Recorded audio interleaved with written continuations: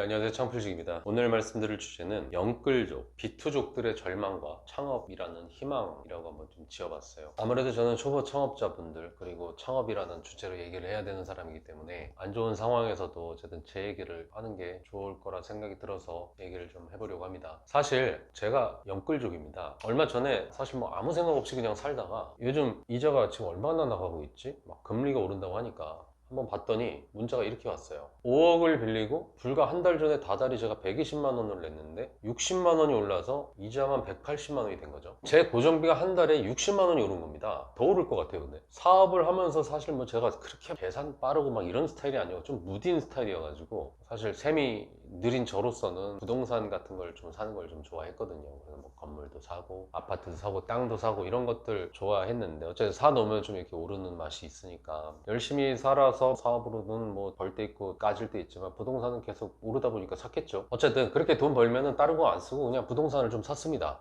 진짜 영끌에서 부동산을 사 모은 거죠. 근데 2017년도에 가진 돈 그 당시 한 3억 정도에다가 개인 대출 한 2억 정도 땡겨가지고 땅 담보로 5억이 난다고 그래가지고 10억짜리를 샀어요. 땅을 용인에. 그 당시 또 가맹 사업을 또 할 때니까 또 여기 소스 공장 지어가지고 한번 좀 터트려야겠다 야무진 생각을 갖고 샀겠죠. 어쨌든 그 당시에 영끌을 한 겁니다. 공장 부지가 1000평이고 평당 당시에 120만 원 주고 산 건데 지금은 그 밑에 게 뭐 300만 원까지 얘기를 하더라고요. 사실 이런 거 감 전혀 없고요. 땅값이 오르고 그냥 사실 숫자일 뿐인 거고 아무 감이 없어요. 사실 더 문제는 어쨌든 세금 때문에 뭐 당장 팔지도 못하고 그리고 건물까지 지어야지 제값을 받는 건데 영끌한 마당에 지금 돈이 어디 있습니까? 그리고 건축비도 지금 엄청 올라가지고 지금 최소 5억 이상 또 써야 되는 건데 건드리지도 못하고 있죠. 집 샀을 때 땅 샀을 때 당시만 해도 한 3, 4억이면 짓는다고 했는데 요즘은 5억 이하로 뭐 택도 없다고 하니까 그냥 지금 마음은 그냥 누가 나한테 5억 주고 그냥 가져가라 이러고 싶어요. 어쨌든 돈이 많은 사람들이라면 모를까 저도 최근 2년 동안 엄청 빡셌단 말이에요. 막 드라마틱하게 다 망하고 막 이러다 보니까 한꺼번에 이런 게 많이 오면 정신을 못 차리는 겁니다.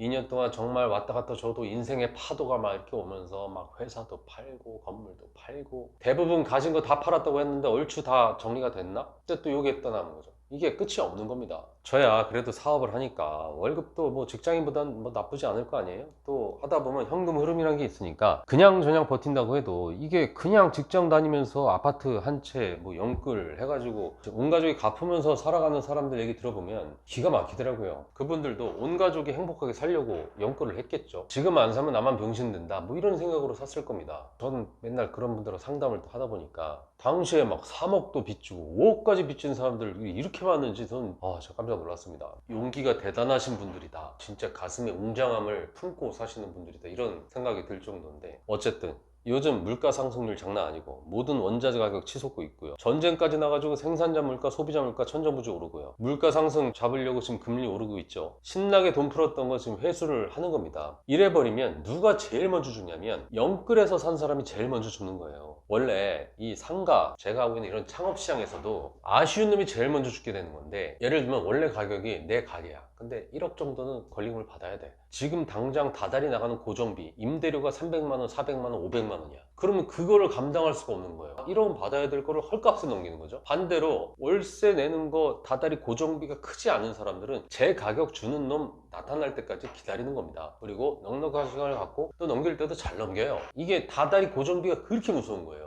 이 아파트 영끌 시장도 마찬가지고 돈 있는 사람들 지금 별로 문제가 안 되죠. 다달이 나가는 비용 자체가 부담인 이 서민들 영끌족들이 정말 힘든 겁니다. 그나마 저 같은 경우만 해도 그래도 뭐 자산은 다 팔았어도 지금 현금은 돌 거 아니에요. 그러니까 대충 뭐 이렇게 되겠지만 지금 월급 받아가지고 이 사람들 어떡할 거야. 지금 미친 듯이 오르는 이런 것들로 인해 가지고 누군가의 고정비는 아마 그 온 가족을 올가매는 덫이 돼 있을 거예요. 제가 5억 빌려가지고 한 달 이자 지금 180만 원 내는 것처럼 누군가는 그 아파트 살기 위해서 3억 아니면 5억 정도 빚진 사람들이 또 있겠죠. 제가 산 거는 땅값이 오르니까 원금 갚으라는 얘기는 안 해요. 오히려 더 꺼줄까? 뭐 이런 건 또 가능한데 근데 아파트 대출은 원금도 같이 갚아야 되잖아. 그럼 이자만 100만 원 넘는 상황에서 원금까지 합해가지고 하면은 아마 맞벌이 부부 중에 한 분 월급은 그냥 몰빵해서 들어갈 겁니다. 그러면 남은 한 사람 월급으로 사는 건데 아파트 값이 얼마나 올라서 이래 부자가 되실지 모르겠지만 한 명의 월급으로 사는 그 삶이 얼마나 빡빡할까요? 근데 문제는 지금 서울에서도 뭐 미분양 시작됐다고 하고,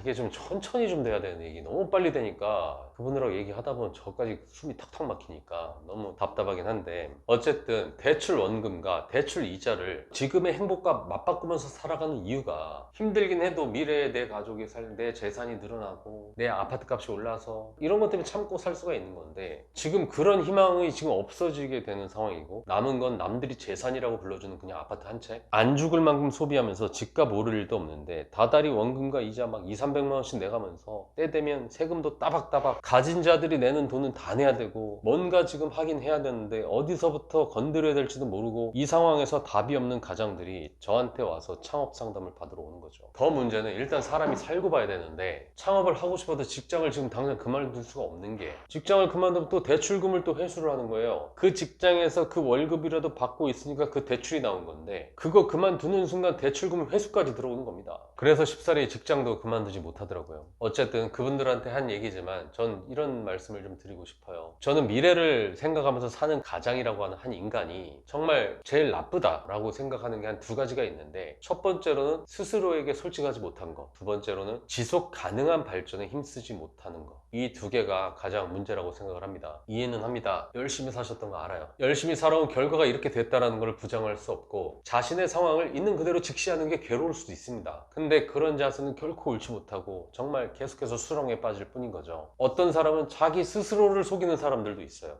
정말 중요합니다. 정말 마음이 아프지만 어쨌든 그분들한테 하고 싶은 얘기는, 정말 내 인생, 내 스스로 됐다 이렇게 생각하는 자기 고백이 제일 먼저입니다. 인생 열심히 살았지만 어쨌든 내 지금 상황은 된 거야. 이걸 어떻게 해야 되지? 이런 상황 파악이 먼저라고 생각을 합니다. 두 번째는 지속 가능한 발전. 열심히 하면은 열심히 할수록 지속 가능해지는 그런 발전에 힘을 써야지, 지금 상황만 잠시 모면하려는 그런 생각으로는 지금 시간을 그렇게 보내면 안 된다는 거예요. 어찌 보면 지금의 시련이 지금 당신의 삶을 바꿔야만 한다는, 어떻게 보면 신의 계시일 수도 있습니다. 지금도 가끔 엄청 성실한 가장이 자신의 직업도 유지하면서 투잡도 뛰면서 굉장히 똑똑하게 합리적으로 돈과 시간을 맞바꾸면서 살아가는 사람들이 있어요. 실제 그런 가장들의 모습 저 진짜 리스펙 하거든요. 자신의 직업 자기가 오래 했기 때문에 그거를 했을 때 내가 가장 빛나, 그렇기 때문에 그 일을 할 수도 있는 거죠. 그렇게 자기 직업도 유지하면서 투잡을 뛰면서 굉장히 똑똑하게, 돈만이 중요한 게 아니잖아요. 품위 있게 딱 양복 입고 출근할 때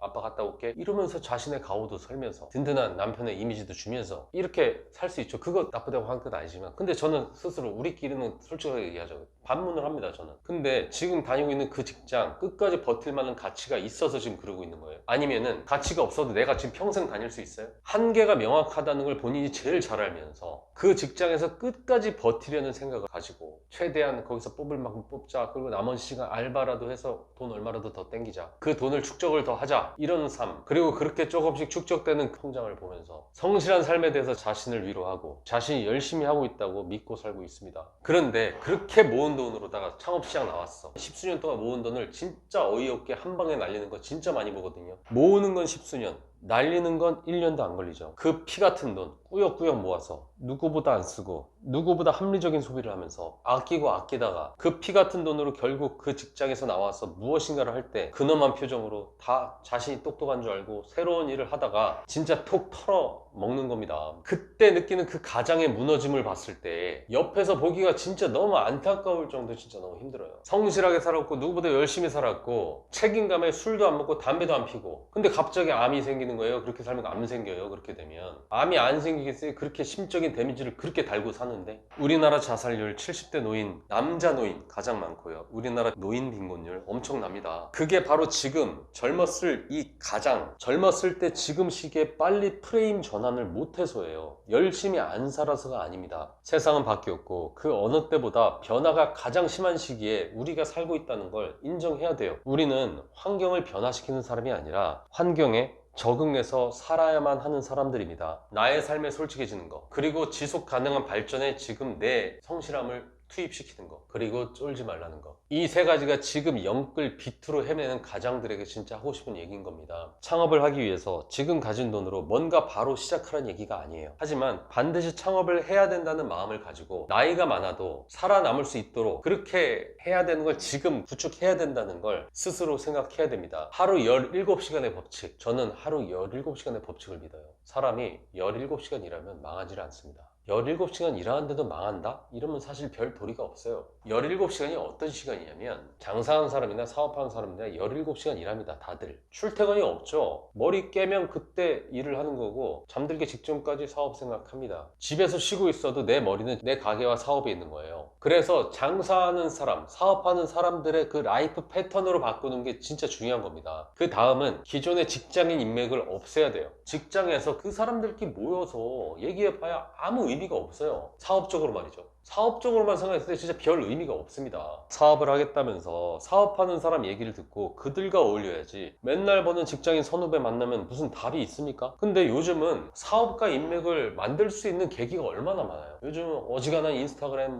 DM 보내도 만날 수 있고 유튜브 지금 보는 것처럼 소통도 할 수가 있잖아요. 유튜브 하는 사람들 사업하고 정모한다 이런 사람들 진짜 많고 만났을 때 지연 학연 없어도 처음 보는 사람들하고도 만날 수 있는 기회가 얼마나 많습니까? 각종 어플리케이션 소통하고 정모하는 거 진짜 많잖아요. 하다못해 밴드에 가입해도 만날 수가 있는데 가족을 제외하고는 사실상 사업을 하겠다면 그 사람들 인맥을 완전 다 바꿔주셔야 돼요. 옛날에 삼성 이건희 회장님이 마누라 빼고 다 바꿔라 이런 말들이 이게 말이 안 되면서 진짜 맞는 말인 게 지금은 개인의 혁신이 필요한 시기이기 때문인 거예요. 내가 식당을 해야겠다. 내가 외식업을 해야겠어. 그러면은 아침 6시부터 하는 공사판 진짜 한밭집 그런 데서도 알바할 수 있을 겁니다. 유튜브로다가 귀에는 똑똑한 유튜버들 창풀TV도 보고 여러 사람 똑똑한 사람들 얘기하는 거 다 들으세요. 그러면서 알바할 수 있잖아요. 배달하면서 할 수 있고 알바비 받으면서 이어폰으로 공부할 수 있는 거 아니에요. 점심때는 진짜 막 쏟아져 나오는 그 오피스가에서 어떤 일들을 또 할 수가 있을 겁니다. 식당에서 주방에 들어가서 그 주방의 치열함도 경험할 수 있겠죠. 밤에는 미래의 내 가게를 생각하면서 실제 장사 잘 되는 가게들은 어떻게 마케팅을 하는지 어떻게 내 가게를 알리기 위한 그런 노력을 할 수 있는 그런 공부도 할 수 있겠죠. 저녁 때는 술집에서 일을 하든지 하다못해 유명한 술집 발레 파킹에서 발레 파킹 알바도 할 수 있을 겁니다. 뭐가 되었든 내 미래의 일을 구상하는 그 시간, 그 17시간 동안 그 일을 하는 내 생활 루틴이 필요해요. 사업가의 시간을 지키면서 그런 일들도 할 수가 있는 겁니다. 아침 6시부터 밤 11시까지 일을 하든지 아침 10시부터 새벽 2시까지 일을 하든지 그건 자유지만 중요한 건 기존 인맥 다 없애고 아침 눈 뜨자마자 일 시작하고 미래의 할 일을 꿈꾸고 잠잘 때까지 일을 하게 되면 일단 돈 쓸 시간이 없어서 돈이 모입니다. 요즘 사람도 안 구해져서 알바자리도 많고요. 배달 대행, 대리기사도 좋지만 가급적이면 내가 사업할 게 가게라고 한다면 가게에 들어가서 일하는 것도 괜찮습니다. 족발집 들어가서 족발을 삶든가 고깃집에 들어가서 숯을 피우든가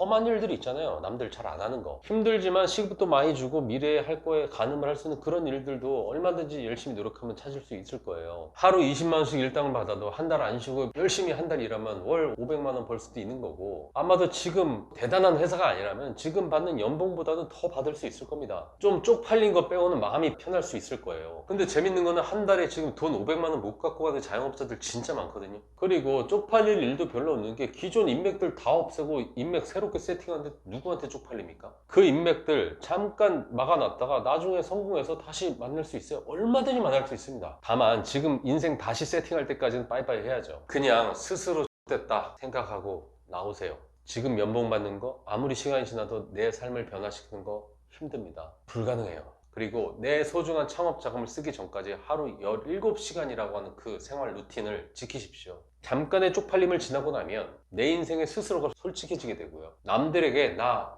망했어 솔직하게 밝히고 앞으로 나 찾지 마. 나 망했기 때문에 내 인생 다시 세팅해야 돼. 선언하고 가족들에게는 생활비 주는 거 걱정하지 마. 생활비 그거 떼먹지 않아. 오히려 내가 더 줄 수 있어.